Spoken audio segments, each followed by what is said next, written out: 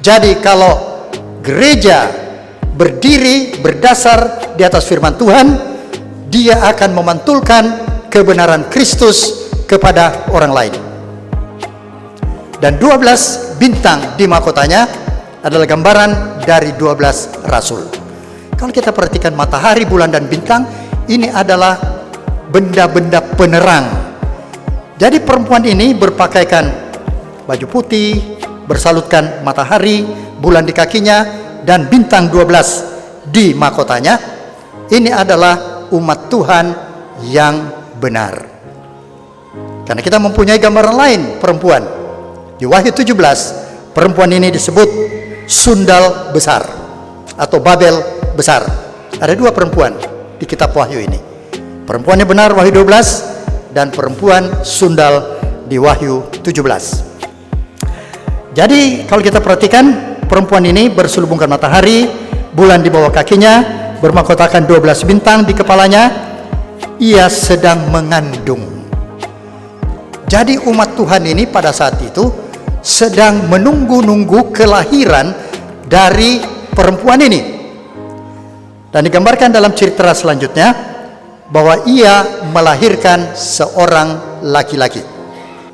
Ular ini ular yang cantik, tapi kok disebut si ular tua? Wah, ini yang dulu ini. Peristiwa apa itu? Ular menggoda Hawa, dan Hawa jatuh, tertipu oleh ular. Si ular tua ini, dialah iblis atau disebut juga setan.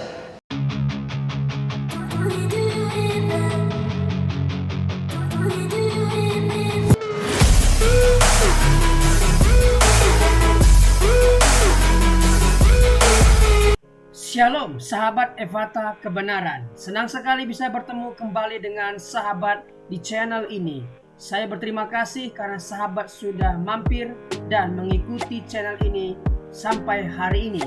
Saya berdoa kiranya Tuhanlah yang membalas dan memberkati kita semua.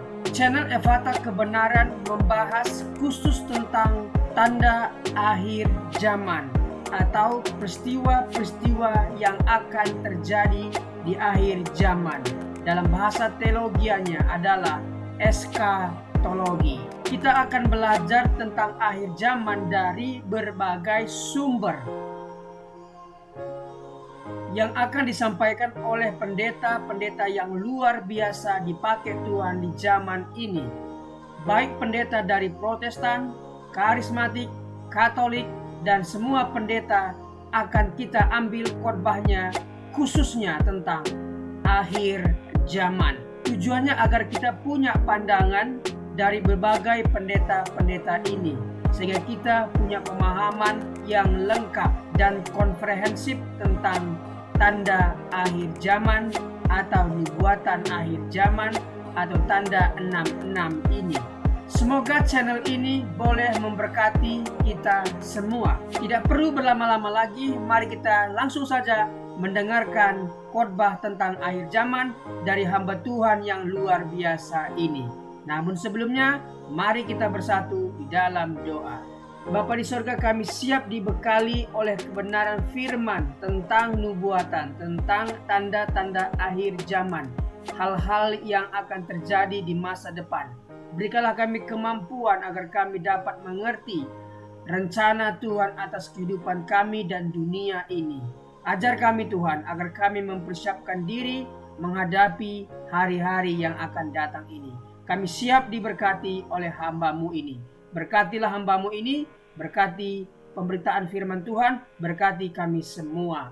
Demi nama Yesus. Amin. Tuhan, kita akan sedikit merenungkan khotbah tentang akhir zaman ini atau hari kiamat. Banyak dipertanyakan. 1. Kapan terjadinya? 2. Di mana dunia baru itu? 3. Siapa yang masuk ke sana? Jauh sebelumnya pertanyaan tentang kedatangan Tuhan Yesus yang kedua dan akhir zaman sudah ditanyakan murid-murid pada waktu berjumpa dengan Tuhan Yesus di Bukit Zaitun ayat 3. Sepanjang sejarah gereja selalu ada saja yang menduga-duga kedatangan Yesus kedua kali, misalnya 1.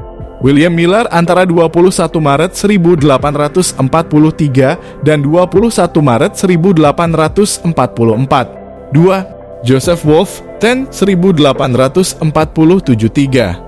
Charles Russell, tahun 1914. Semua meleset. Dalam konteks awal nas ini, Tuhan Yesus telah menungkapkan tanda-tanda akhir zaman, yakni Bait Allah dan Yerusalem akan hancur. Ia berkata kepada mereka, "Kamu melihat semuanya itu.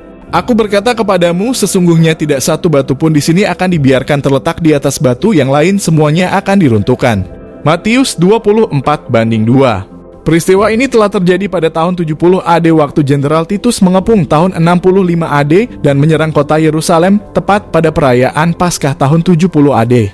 Ada tanda-tanda sebagai permulaan akhir zaman. Apakah tanda-tanda akhir zaman menurut Matius 24:3-8? Pertama, muncul penyesat ayat 45. Ungkapan awal dalam bagian ini merupakan peringatan keras, waspada. Ayat 4. Pada akhir zaman suasana keagamaan akan menjadi sangat kacau balau, karena akan muncul pengajar-pengajar sesat antikristus, nabi-nabi palsu. Mereka MEMAKAI nama TUHAN memakai namaku ayat 5a. Mereka MENGAKU diri MESIAS akulah Mesias ayat 5b. Ada 3 sarana penyesatan MELALUIPENGAJARAN, muncul nabi palsu ayat 11. Pengkhotbah penginjil palsu dalam gereja. Sudah ada atau banyak orang yang berkompromi dengan dosa, kejahatan, penipuan iblis. Kalau saat ini kita menemukan pengurus gereja, pelayan-pelayan Tuhan, majelis jemaat yang kacau balau, itu adalah bagian dari tanda akhir zaman. MELALUIKEHIDUPAN, kehidupan yang mendurhaka dan kasih menjadi dingin ayat 12. Makin hari makin banyak yang meninggalkan hadirat Tuhan, tidak lagi konsisten dengan imannya, mengakhiri hidupnya dengan tidak benar, itu adalah tanda akhir zaman. MELALUIMEDIA dan ART menjadi hamba media dan art tubuhnya di gereja, tetapi pikiran dan hatinya menjelajahi dunianya, bukan fokus pada Tuhan. Kedua, semakin meningkatnya peperangan ayat 6-7a. Berawas-awaslah ayat 6. Perperangan atau permusuhan dan perselisihan bukan hanya antar negara tetapi juga antar sesama, antar keluarga, antar gereja, antar anggota grup WA. Perang bukan menggunakan senjata tajam, bom, dan nuklir, tetapi perang mulut yang sering dituangkan lewat WA, FB, dan media atau aplikasi lainnya. Perang dipicu karena banyak hal harta warisan, sembako DLL. Jangan gelisah ayat 6. Semuanya itu harus terjadi, tetapi itu belum kesudahannya. Ketiga, ada kelaparan dan gempa bumi ayat 7-8. Kelaparan dan gempa bumi di berbagai tempat ayat 7. Ada kaitannya dengan peperangan, permusuhan, dan perselisihan. Kalau dalam kondisi perang akan mengalami kesulitan makanan, tempat tinggal, orang akan kehilangan mata pencaharian, harga bahan pangan melonjak naik, akan muncul berbagai penyakit dan pasti juga akan mengalami keterbatasan dan kekurangan obat-obatan. Semuanya itu barulah permulaan penderitaan menjelang zaman baru. Terima kasih, Tuhan Yesus memberkati. Terima kasih sahabat sudah mendengarkan khotbah tentang akhir zaman. Saya yakin dan percaya kita semakin bertambah hikmat dan bertambah referensi tentang akhir zaman. Channel ini dibuat secara sadar untuk mengumpulkan pembahasan tentang akhir zaman, nubuatan tentang akhir zaman, agar kita punya satu channel membahas khusus tentang kejadian-kejadian di akhir zaman. Para pembicaranya juga dari berbagai interdominasi, baik dari Protestan, karismatik, Katolik, dan berbagai pendeta di seluruh Indonesia, tentunya yang membahas tentang akhir zaman. Semoga channel ini memberkati kita semua. Firman Tuhan mengatakan Matius 13 ayat 39, musuh yang menabur benih lalang ialah iblis. Waktu menuai ialah akhir zaman, dan para penuai itu malaikat. Matius 22:23-24. Pada waktu itu, jika orang berkata kepadamu, lihat, Mesias ada di sini, atau Mesias ada di sana, jangan kamu percaya, sebab Mesias palsu dan nabi-nabi palsu akan muncul, dan mereka akan mengadakan tanda-tanda yang dahsyat dan mujizat-mujizat, sehingga sekiranya mungkin mereka menyesatkan orang-orang pilihan juga. 1 Tesalonika 4 ayat 15-16. Ini kami katakan kepadamu dengan firman Tuhan, kita yang hidup, yang masih tinggal sampai kedatangan Tuhan sekali-kali tidak akan mendahului mereka yang telah meninggal. Sebab pada waktu tanda diberi, yaitu pada waktu penghulu malaikat berseru dan sangkakala Allah berbunyi, maka Tuhan sendiri akan turun dari sorga dan mereka yang mati dalam Kristus akan lebih dahulu bangkit. Matius 24 ayat 24. Karena itu berjaga-jagalah, sebab kamu tidak tahu pada hari mana Tuhanmu datang. Matius 26 ayat 64. Jawab Yesus, engkau telah mengatakannya, akan tetapi aku berkata kepadamu, mulai sekarang kamu akan melihat Anak Manusia duduk di sebelah kanan yang Maha Kuasa dan datang di atas awan-awan di langit. Tuhan akan menjemput kita di langit dan kita akan datang menyongsong Dia di langit sampai nanti kita akan memerintah di kerajaan 1000 tahun. Tuhan Yesus memberkati. Mari kita berdoa. Tuhan, terima kasih buat pemaparan firman Tuhan tentang akhir zaman yang disampaikan oleh hamba-Mu yang luar biasa ini. Berkatilah hamba-Mu ini, pelayanan, keluarga, setiap pekerjaan yang dia kerjakan dibuat Tuhan berhasil dan beruntung. Kami yang mendengarkan firman ini berterima kasih Tuhan, karena kami semakin bijaksana menambah referensi baru tentang akhir zaman. Apa yang harus kami lakukan menjelang akhir zaman? Tentunya harus mendekatkan diri, melekat dengan Tuhan, sehingga ketika waktu itu tiba, kami diangkat dan bersama-sama dengan Tuhan di langit dan akan memerintah di kerajaan 1000 tahun nantinya. Terima kasih Tuhan, demi nama Yesus. Amin.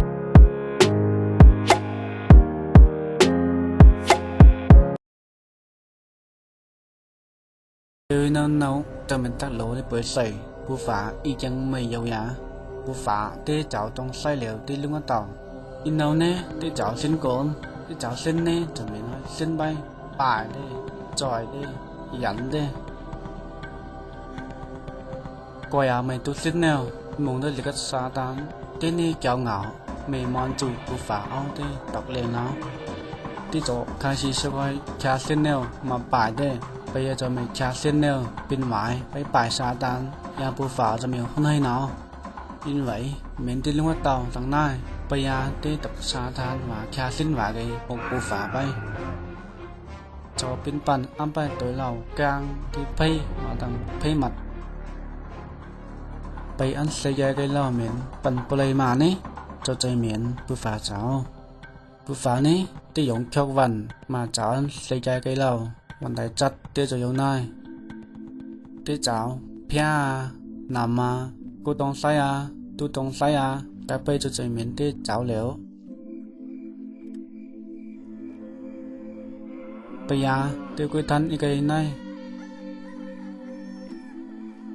เดี๋ยวจะไอ้หญิงเดี๋ยวมันเจ้ากันผู้ชายแนวกันไม่ยังแนวเดี๋ยวเจ้ากันมาเนี่ยจะเจอกันไปป่ายเดี๋ยวcô ha cần phải lấy phải cô nên xây giá cái bây giờ bù phá thì cho cháu ăn xuân neo ha cần nhậu cái xây mà cho mày qua yêu tiền trang ăn xuân cái này mày cô mà nè mình ban này lại bù phá cho sang cần giá cô mà cái mình chân kia nào mọi người tôi này kinh tôi này cho ngài thay bây giờ in đâu cần và bù phá hô si trong xây cần quay mấyวันnè tu pay tu satani pada kang ni tuจะเขานั่งเรามาไปลกกันหยาปุฟ้าติดลาแบบตัวนี้กันหยาซ้อมตอนตัวกันโซ่ติมาตัวนี้กันหนาวไปยากันจะต้องไปกลางกินน้ำมันลงไปกินลงไปจะไม่ฝาละnhư vậy bố phá càng bố giá xói cần lòng mình thái đi vào nè bây giờ cần lòng mình phạm cho bố phá khát tuấn đấy như bố phá mình đã phạm nó mình xói cần lòng mình phạm xói miếu con căn này nào xói cho khát tuấn bay tổng nhà bạn nón phe với căn sung thu phe có bên này nó bây giờ quay cần lòng mình bố phá chảo màยิงผู้ฝ่ายเอานางเหล่านี้กันจูนำทางเบ็ดทายาในกันฝาไป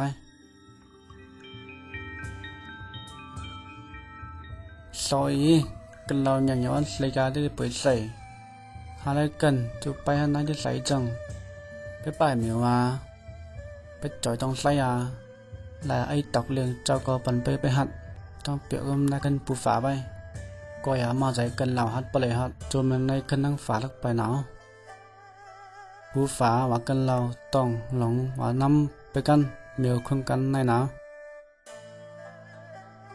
ก่อยผู้ฝานี้ที่ยันใจหันลิ้นกันยังไงกันเราเหมือนไอ้หญิงได้มาเจ้าเปียได้จะให้อีหลอกตอกเต้เยซูร้อนเสียไกมาเจ้าฝามกันเราไปยาอีกไกกันเราจะไม่ไงงงยินไว้เยซูเรามาหัดฆ่าลอยกันเราเยซูไว้เลี้ยวนะเจ้าฝามกันเราจะไงท้ายเอาสีสีแกนี้เอาหลุดได้มาสาวฝังกันเราไป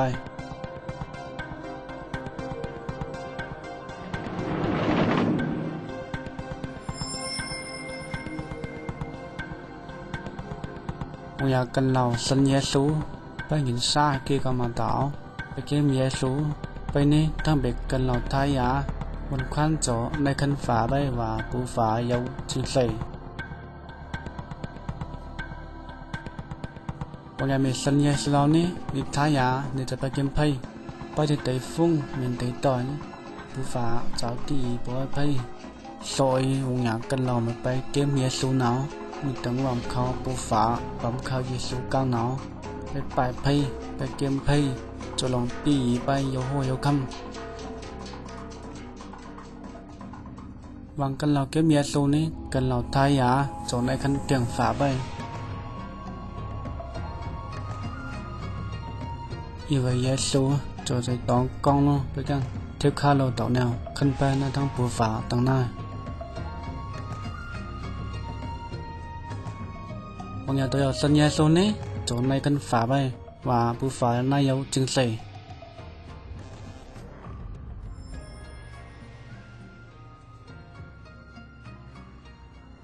Terima kasih sudah melihat video pendek tentang rencana Allah untuk kehidupan manusia.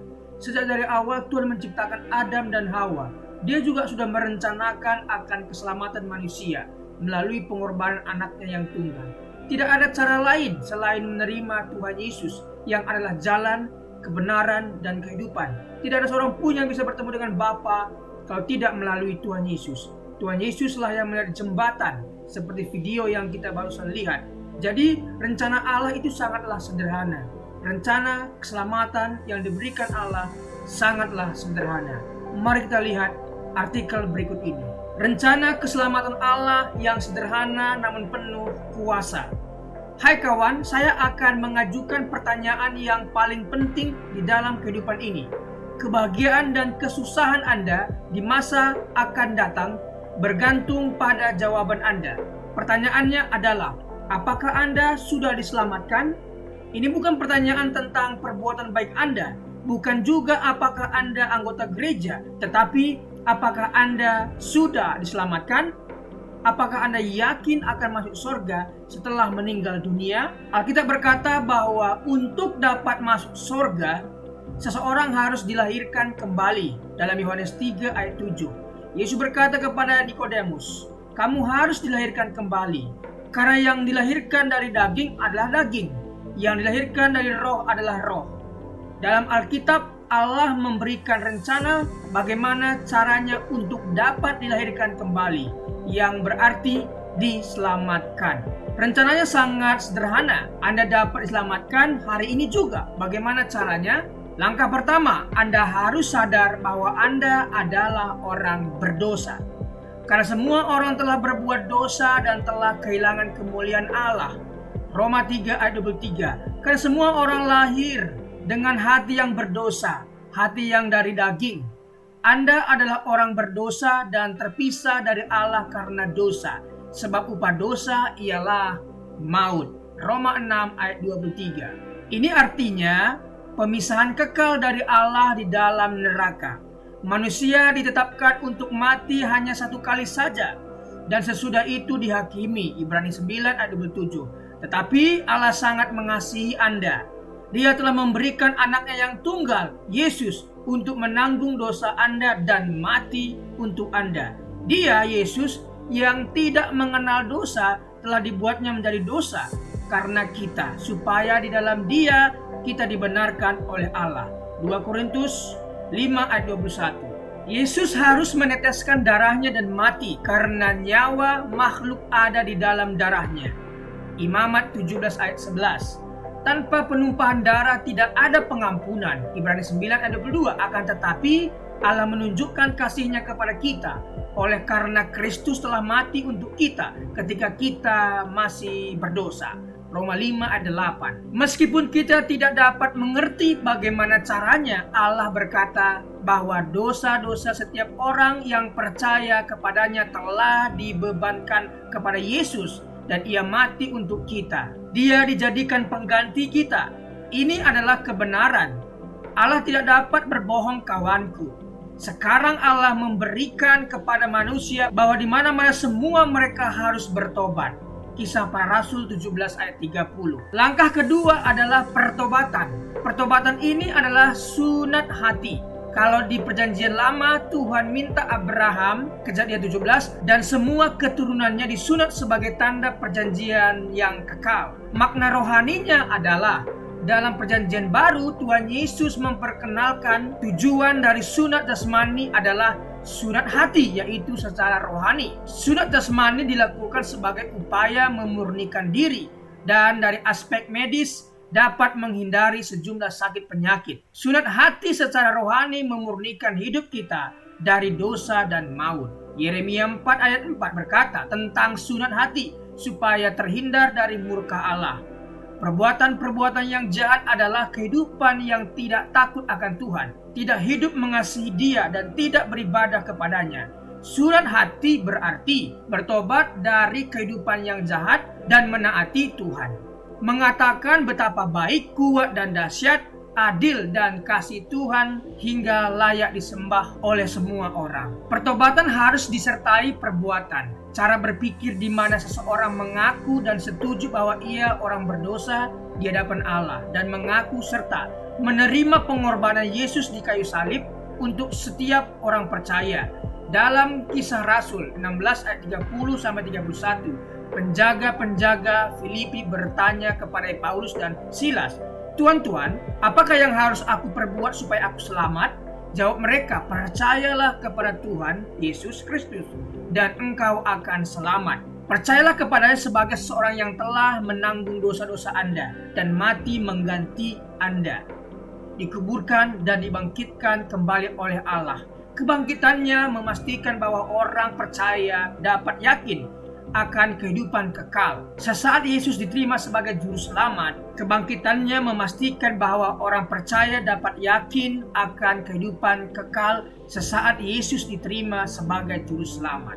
Tetapi semua orang yang menerimanya diberinya kuasa supaya menjadi anak-anak Allah, yaitu mereka yang percaya dalam namanya.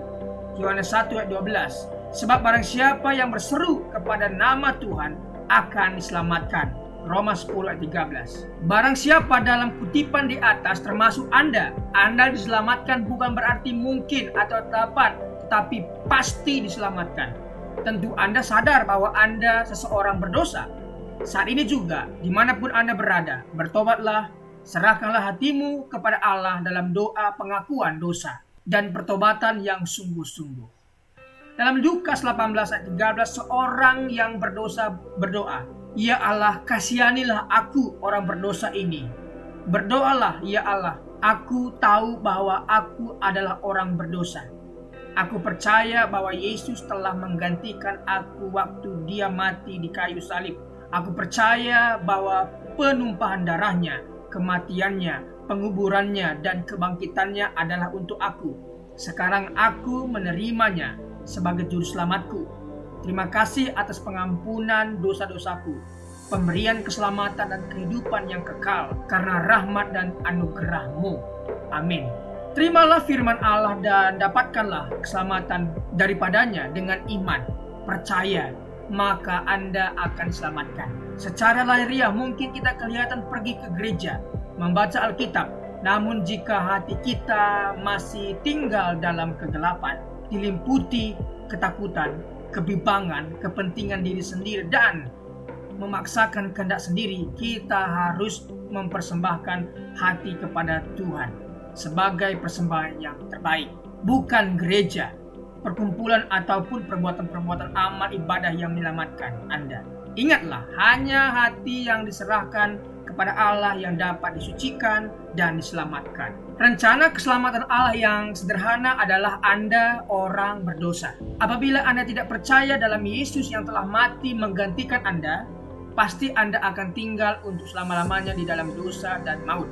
Jika Anda percaya kepadanya sebagai juru selamat yang telah disalibkan, dikuburkan, serta dibangkitkan, Anda menerima pengampunan atas segala dosa dan karunia keselamatan kekal karena iman.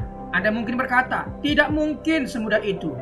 Ini sesuai Alkitab. Ini adalah rencana Allah. Hai kawan, percayalah pada Yesus dan terimalah Dia sebagai juru selamatmu hari ini juga. Kalau rencananya masih belum jelas bagi Anda, bacalah tulisan ini berulang-ulang tanpa berhenti sampai Anda mengerti jiwa Anda lebih berharga daripada seisi dunia ini.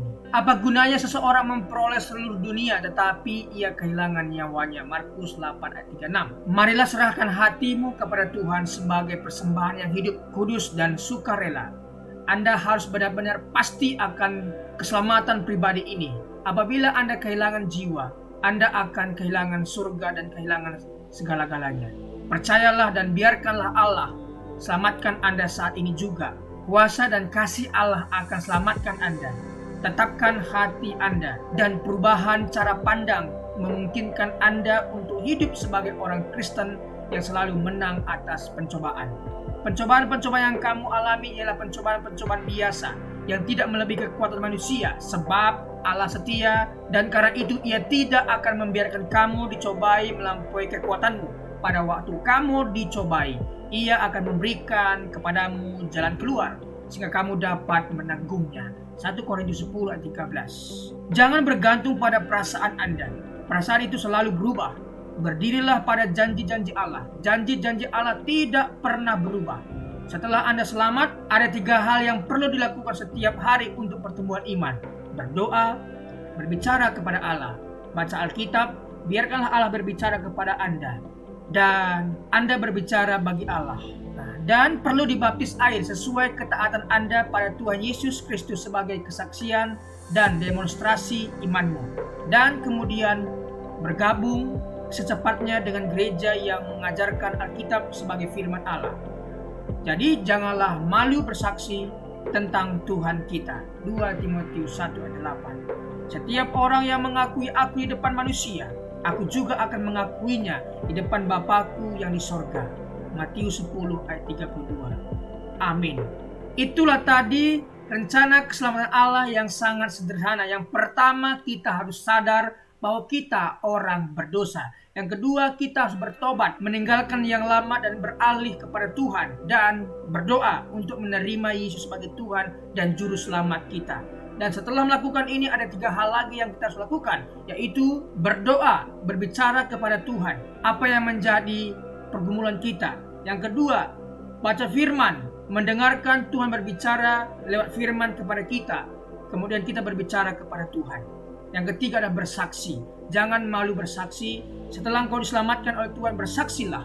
Saksikan imanmu kepada semua orang. Siapa yang malu mengakui Tuhan Yesus di depan umum, maka Yesus pun akan malu mengakuimu di depan Bapa. Jadi saksikan kuasa keselamatan yang Tuhan berikan kepadamu. Terima kasih. Tuhan Yesus memberkati.